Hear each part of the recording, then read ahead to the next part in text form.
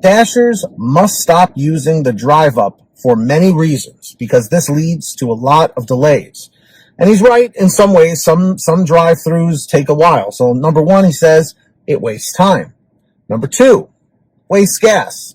Number three, the food is cold by the time you pick up the order that was already prepared before the cars in front of you placed their order. So there's definitely a lot of truth to that because think about it. Even if you're in a drive-thru for yourself, sometimes it takes forever and sometimes your food may be a little like lukewarm by the time you even get it, depending on the drive-thru, of course. So he says, when a dasher arrives 5 to 15 minutes after an order is placed and then waits another 5 to 20 minutes in line, the food is no longer fresh because other customers are ordering food after the dasher's order has already been prepared, which is true. All dashers should park in a designated spot. Mark arrived, and the app should prompt you to pick if you are in spot 1, 2, 3, 4, or 5, etc. So he's just using this as an example. At this point, a 5-minute countdown timer should start. When the restaurant is pinged that the dasher is waiting in said spot, the food should be brought out immediately if ready. After 5 minutes, the dasher can cancel the order for 50% compensation. I actually don't have a problem with this. This seems like this could actually make some sense here. This is actually how the McDonald's near me already operates. I would call them when I'm a few minutes away, letting them know that I will be in spot number 1, then they bring out the food.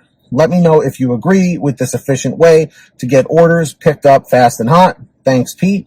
So, I like what he had to say here. I like what Tom was saying here.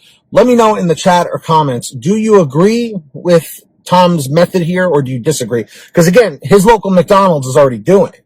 Now, anytime, for instance, since he's using McDonald's as an example, anytime that I have ever picked up at a McDonald's, it depends on the size of the order and how busy they are. If they're not super busy, usually they'll just hand me the order through the window like right away. But if they're really busy and it's a larger order, they'll tell me to park in one of those designated number spots. They don't tell me which number, but they'll just tell me in one of those like 5 spots. And then usually within 3 or 4 minutes, sometimes less, usually someone will come out with the order. They'll just check the code, make sure everything's good if it's on Uber Eats, and they'll hand you the order and you're good to go. That's it. Now, again, every market is different. Every restaurant is different.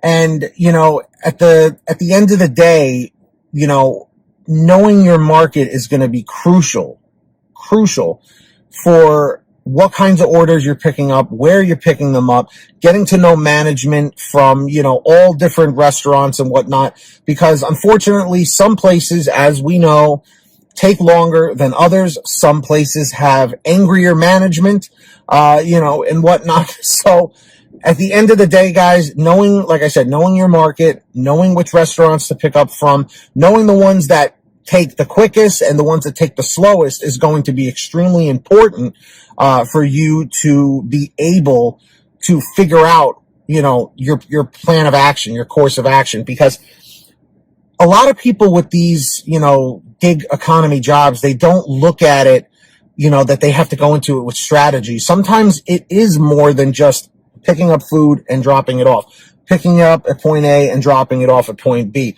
A lot of strategy can be involved, especially if it's slower, especially if you're in a market that's extremely saturated. So yeah, guys, in the chat or the comments, let me know about what you feel about all of this.